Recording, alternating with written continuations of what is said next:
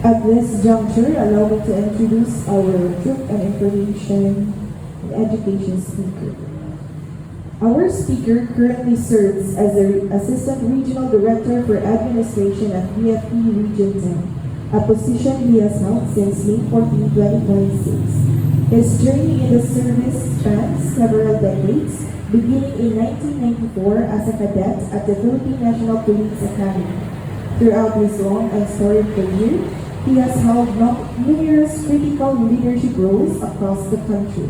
He has served as the director at the BFP National Headquarters, held the post of Regional Director for BFP Region 11, and has been a steadfast presence here in BFP Region 10 in various capacities, including serving as Regional Director, DPP Regional Director for Administration, and a City Fire Marshal for Cagayan de Oro. His extensive experience, ranging from frontline operations to high-level administrative planning, brings a wealth of knowledge to our gathering today, and we are privileged to have him with us share his insights and expertise. Please join me in giving a warm welcome to our Assistant Regional Director for Administration, our Senior Superintendent, Richard V. Arbotanto. Sir?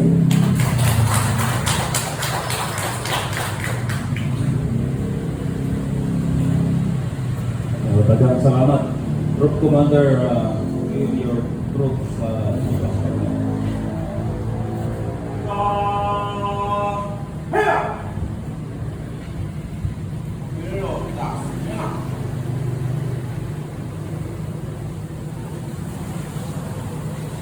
Our regional director is currently on travel. Is now moving and going to Una Biagapo for the ceremonial turnover of the typical fire station. And I think, if my memory serves me right, I was the one who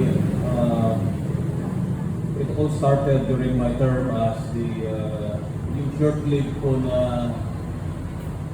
assignment as Regional Director Region 10, 4 months. So, Una Biagapo. So congratulations to all of us, and we will pray for the safety, of course, sa tuwang Regional Director. To our Regional Chief of Staff, Senior Superintendent Pabre, all Division Chief, and all personnel in attendance, good morning. Good morning, sir. This morning, I was tasked to deliver some troop information and education. But don't you wonder that I somewhat deviate, because previous speakers talk about motivation, inspirations, etc. But this morning, I will be talking about my function as Assistant Regional Director. You know, I'm an avid fan of Sun Tzu. Kailan mo kang Sun Tzu? Sir. Oo. Ayun na siya. During the time, he was being recruited and he was tested by an emperor. How could he implement the desire of the emperor in waging war? So he, as an example, Sun Tzu asked the emperor to gather all his concubines.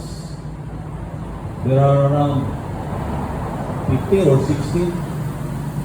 The accounts on record is there are so many concubines. So what Sun Tzu is, he devised that the most trusted, the most favorite concubine of the emperor, he made him a company commander sa duha ka platoon o company. So he made them stand in front and take charge of all the concubines under his command, her command, their command. Duwa sila eh. But apparently, when Sun Tzu gives an order, all the concubines just simply laugh and shrug all the command. It seems like nothing. So Sun Tzu said, and he told the emperor that it might be simply the fault of the commander if ever the instruction is not clear. So that is why he made another instruction. But so they say, walang sumunod ng mga concubines. So he simply performed one such gruesome act. Penalty. He simply cut off the heads of those commander.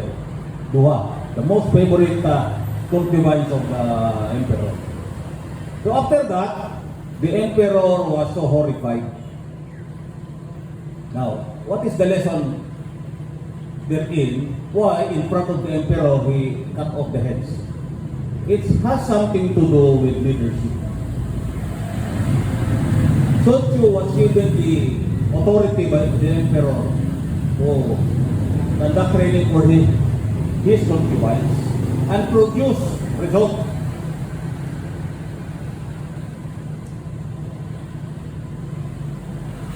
When command is being delegated, hindi na pwedeng bawiin sa kinsa naghatag. That is the point. And then, right after then, all the concubines were made into good soldiers. So, in a nutshell, leadership then requires clear instruction or say clarity. And another one is penalty.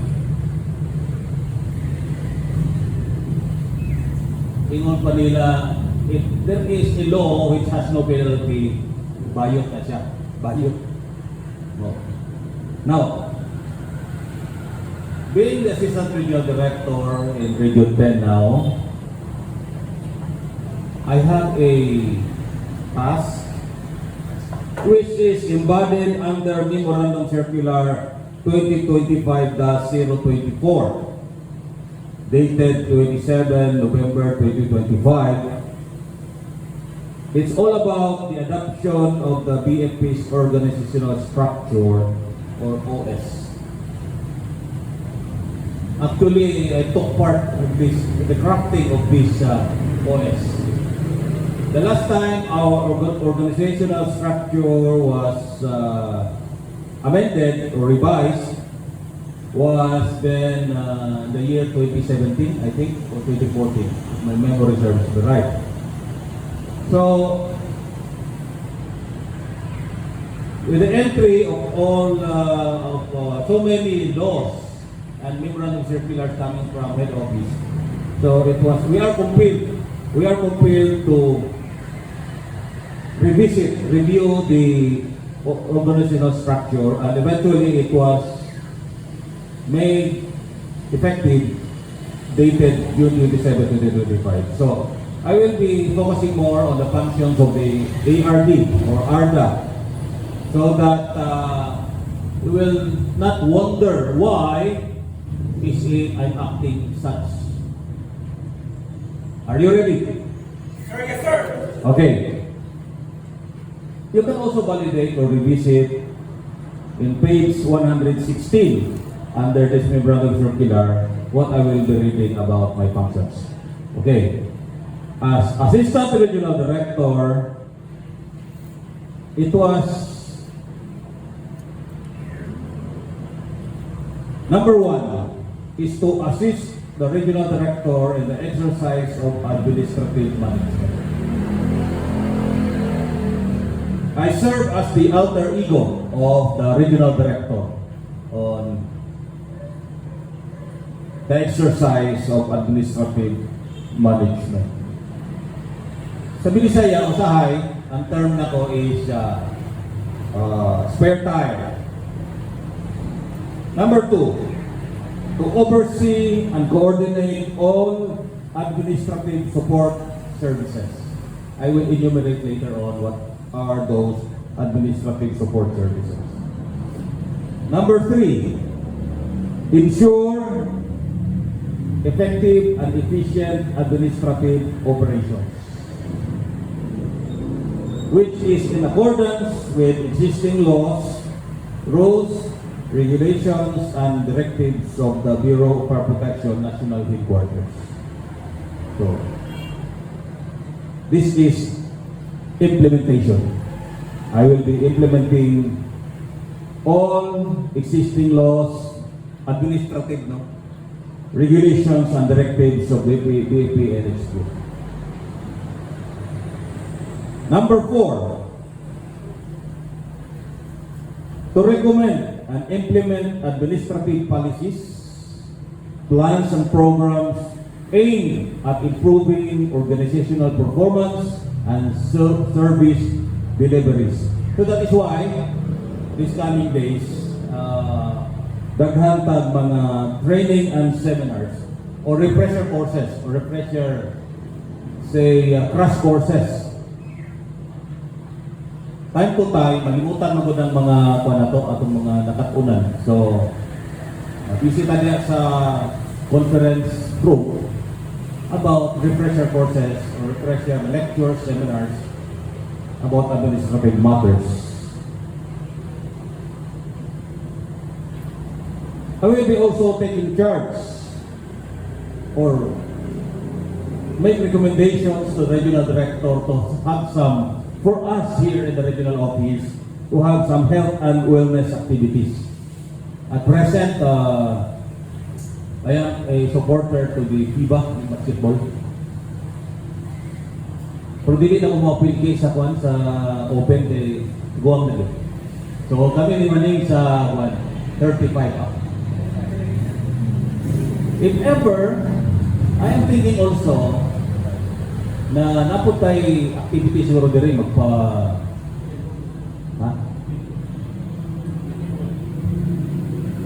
ay sa dart tournament, of course na ako'y premium, no? And I'm open also for any suggestions such as pickleball. Pero may magastos ang pickleball, no? Pero kung naagi mga enthusiast, and maybe maka-create ta diri og very competitive na team, and then atong ipalaban sa mga asa diya. No. So, health and wellness. Dito sa health and wellness, na-request ako si Chief Inspector Toledo.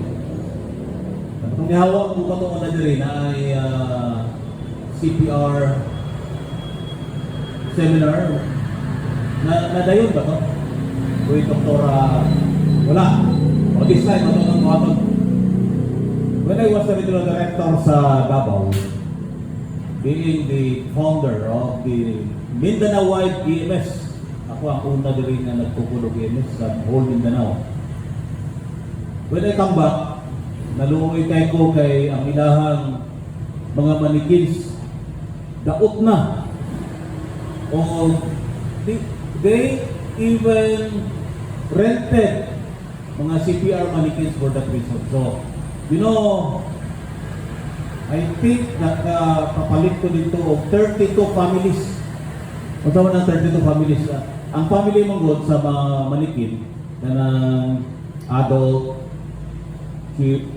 child, and neonate, infant.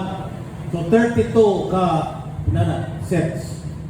So I don't know dinhi. Pero I will be recommending to the regional director kung kaya pa ba mag-realign karon.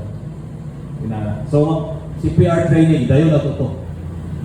Kasi tanawa, ako ma-idol si COVID Baterbunya, wala na properly CPR. And you will never know. One time, we had a family beach outing sa Naawan. It so happened na nag-singgit nga naay nadumos. So automatically, kauban ako akong brother, si Randolph, si Video Superintendent Randolph. Both of us are Red Cross first instructors during our civilian days. Naunahan ko, dito din siya sa, position din siya sa, ang tawag niya? Compression. Wala ko yung mahimo dito din ko siya initial breath. So, naghatag ko initial breath, at least ginako na ang inom redoors. Kung nakita ginako ang ayan ikaon tinulang manok. Daghang kayong mga kamunggay. But actually, it's too late na kuha na ka ng CPR ginawa siya. Pero unlike sa COVID siguro, ipaundan ito sa CPR. Ang sa ako is continuous ang CPR until padulong sakay na padulong sa hospital sa naawan mo na diya, Nitaw. So, we know the importance of a continuous performance of the CPR, but eventually, wala na din siya, pass out din siya. But you know, in my lifetime, in my career, during my time sa Davao, naka-CPR dito na buhit. Ika-7, dili na siya, kada adlaw maka-chance na mag-CPR ang tao. So, in my 32 years, ka-7 lang. And I think 3 anak na successful CPR. The rest is too late to get tayo. So, we will look into that. Magkaroon tayo mga mabisita din in our spare time sa regional office, health and wellness. It is also my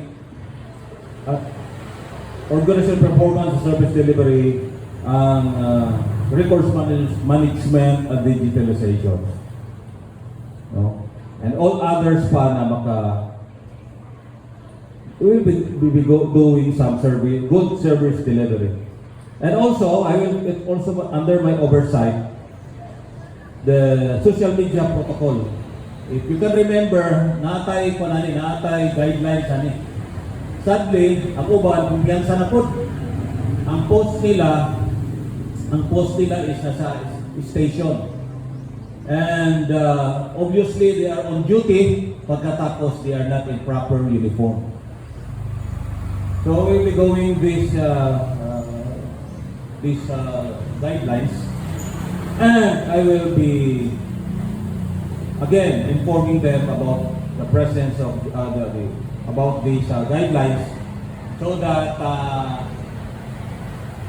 if ever there will be, after my instructions, there will be infraction, it will be delivered again, just like what Sonko did. No. And perhaps it is not the fault of the commander why such protocols was not properly followed. So it follows some penalties.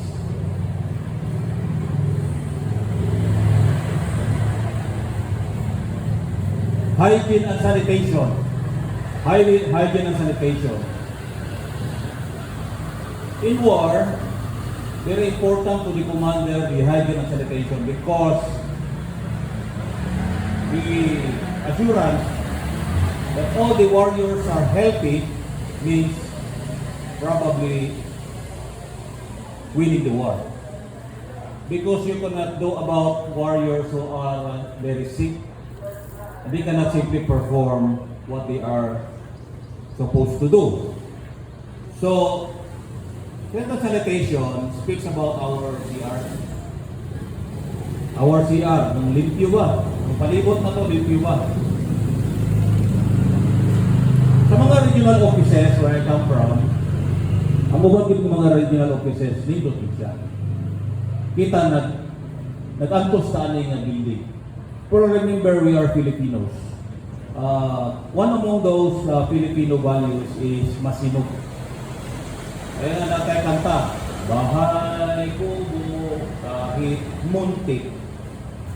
It does not necessarily mean na pangit na itong building, and we are dreaming and wishing na madayon na naunta ng matukuran ta og regional building somewhere in El Salvador. But meantime, napakadiri, mo na kami presentable, hindi na itong gamay nga panimalay. So, I will spearhead, of course, with appearance from the regional director, na atay Linis Day. Natay Linis Day. Tanawa ko na nga itong mga nadingding o mga bulingit kayo. Perhaps magkita tao, time to time mag-reprint ka. Kana mga bulingit kayo, mga will make this munting tahanan na ito na presentable.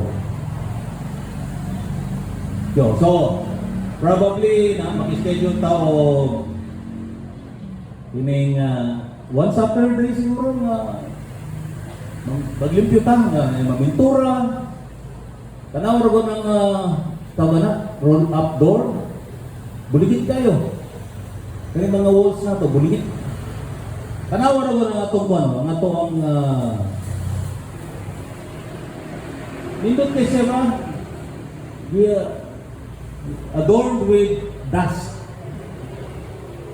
So the problem about na daghan kay tao, katong story about everybody, nobody, somebody. Kung daghang tao tapos walay specific assignment, may tabo magseneligay man na. So, we have to talk about it RCS na maghatag kita o kanang specific assignment kinsa ang dapat. Every time we give instruction na agay na-assign na tao or mga tao para may bawat ginato kung kinsa ang nagkulang. So, health and wellness. Okay.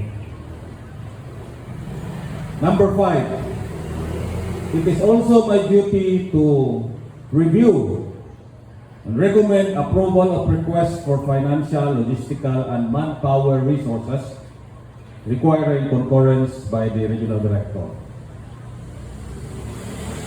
Number 6, the ARDA, according to the Memorandum Circular 2025-024, adoption of the Bureau of Fire Protection Organizational Structure, the ARDA serves as chairperson for recruitment, promotion. Don't you know na it is my project to change after 17 years. It is my output during my directorate, being the previous director of lands. It is my project to change the mission, vision, and core values. Before I was downloaded here in the regional headquarters, it was my project. After 17 years to change the mission, vision, and core values. So anybody among you who are applying for promotion, if you cannot recite, medyo makasama kayo sa akin. Patay na. Number 3, serves also as chairperson for placement. Number 4, ARCAC. ARCAC means Regional Claims and Adjudication Committee. We have one applicant for this, but at present, di pala nato ma-process because it requires a physician to sit with the committee. Number 5, Praise Committee. Praise. So, about commendation, awards. And along this line, I want you to know nga naay partner na to for good deeds, no? For any good deeds made from by anybody among us. Isa ang imbibe na sila award yearly. Ang ilang program is good deeds and that is 50,000 pesos. Another one, partner na to ang SM. sa program na TOFF, 10 Outstanding Firefighters in the Philippines. TOFF. Wala na sila, partner na ito na sila sa for mga 4 years na. And the price is increasing, and the time will come that every 10 outstanding, 10 sila, 1 million na ang price. Sobra pa ba naka-loan sa Upslide. So, isa na siya sa mga partners, which is our version of the Meralco TOYM, TOYM, 10 outstanding young men. So, wala man ta dito appeal. Salamat ka ang SM na naapoy equivalent. So, at present, from 250,000 last year ang katong sa 10. And this year, I think i-increase nila. I do not know how much, pero i-increase nila eventually this year. And then, mabot ang panahon na tag 1 million na. So, it's so nice na naaning mga inani to motivate us kada isa sa tuwa to do good deeds, no? So, tulo ang ato ang recognize for your good deeds. Sa press committee, kita sa Bureau of Fire, maghahatag commendation and awards and medals. And then if ever moabot, qualify siya sa invite ba? Good deeds, 50,000. And then sa SM, which is more than 250. So daghang kayo ani na bulahan. Next is number 6. Chairperson gihapon ang ARDA sa appraisal and disposal. Kanang mga way pulos. Mga pulos na walay gamit nga mga materials, equipments, appliances. Itapok na siya i-account sa RSAW pagkatapos natin proceeding sa nil with the clearance from the COA na ikon na siya. Wala na sa atong listing. I would like to be specific sa mga uniform na to. Ang mga uniform na to na dili na magamit, ang usual ginagamit na to is distraction. Di ba 6-8 dito, maglakaw-lakaw. Panakayo, mura na siya o ka ng yakit. Ito kalin ang mga kuwan ka ng buligit kayo sa dalan. Good job na sila. Good job. Lahi ako minig. Itong sa tawagan ka ng buligit kayo nanakoy gamay sa utok. Taong grasa. Kaya kung sila, pangit kayo ba nga ito ng biropan, mura na magtaong grasa. Wala rin ito, gipunit rin ito itong PPEs diya. So, ginaguba na ito, ginadestroy or ginaburn ang itong mga PPEs. So, ano ka tingala? And kung mga bakal-bakal, ato na siya ginapa-auction. Ginapa-auction na siya para mapuslan. And 7, project monitoring. Project monitoring sa itong mga infrastructure. So, it is also the oversight function of the ARTA. So, dagan function. Next is, there are so many also under the administrative support services, such as the QMS, ISO 9001-2015, Quality Management System. So, it falls din ang 5S. So, during the time I was here, ako ginag-lecture ng 5S. Yan, sila sa quarter 7S, pero di kayo ko agreeable atong ika-7, but rather, ginahimo po na nino na ako nga 6S. So, there will be a time, we'll find some time na mag-lecture po ko sa inyo about this 5S because we are ISO certified. Bureau of Fire is ISO certified, and I do not know if all of you had already taken this 6S under the QMS or ISO 9001-2015. So pasok siya doon sa ingon ako nga naay mga lectures, administrative matters, on administrative matters. Another one, it is also under my oversight, the building security and safety. So, kagabi diri ko mga alas 9 naman siguro to. And it is very commendable na nagda-record na diri. O palakpakan na to. So, there will be time na mo visit ko din kay ngano kung way tao din kapila na ta nakawatan din. And I think kanang nakawatan ta kung naay na assign nga duty, abandonment of post ta siya. No? There are 10 general orders, and among those orders is to safeguard all government properties in view. So anybody na assign tapos wala, tantamount to abandonment, managot kayo. We have to secure these premises. Mangginanit lang ni siya, pero wala magtaylain. So, magkasalamat na lang ta nga wala'y disaster. Wala ta nag-perform o mga bagay-bagay to the extreme. Simple lang kayo to take charge of your post and all government properties in view.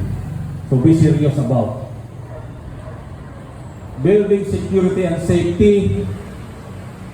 Dahan-dahan lang, hinay-hinay. Although deteriorated mo na itong building, pero we find ways.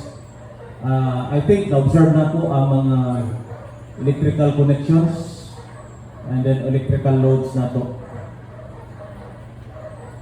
I will make recommendations to the regional director and find ways to discuss if ever we could have funds to be realigned for that purpose. Building security. Okay.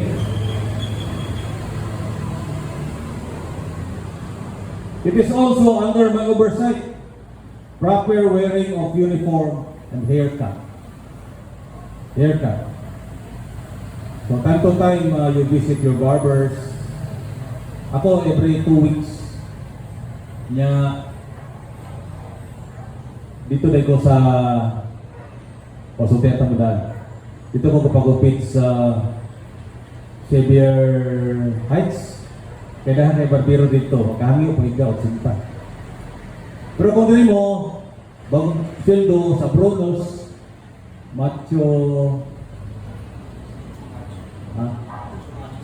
mucho macho, Bruno, ano sa pa yung isa? Char tayo.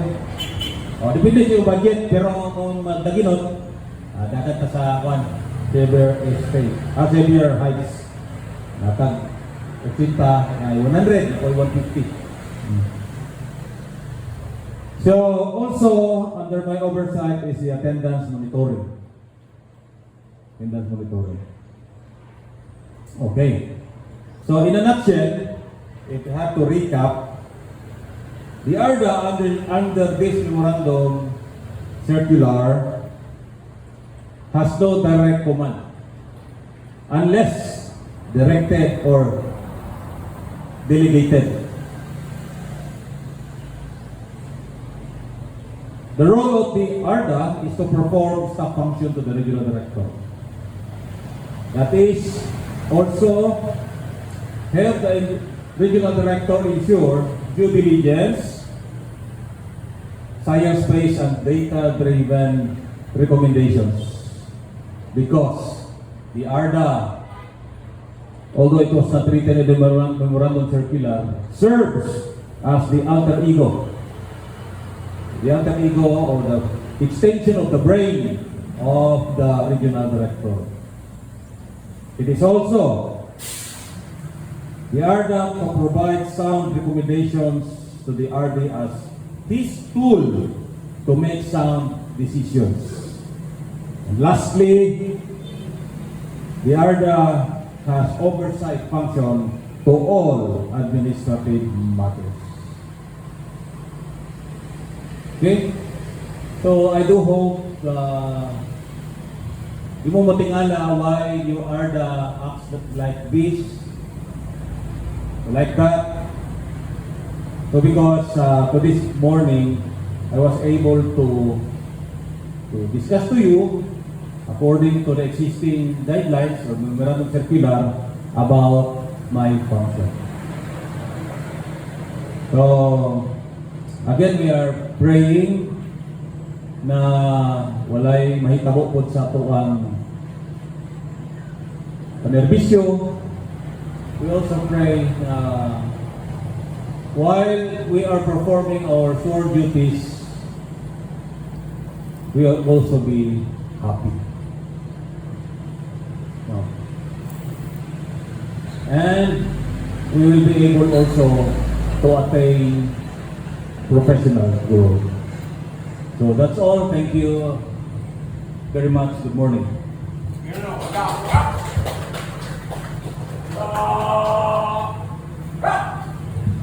Thank you so much, sir, for that very noteworthy reminders and information.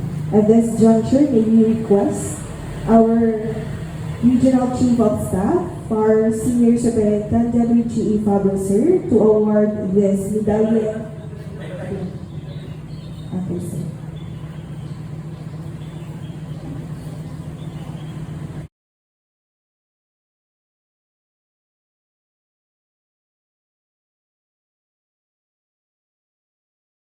This has been your host, F.O. Nunez. Thank you, and let's have a safe and productive week ahead. Gusto ko ang ginawang seremonya, pagbibigay po kayo sa pagdasang karawat ng Pilipinas. Humihingi ng kalingkod upang ilasap ang tuntong.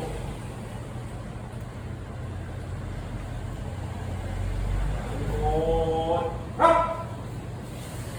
Dasal!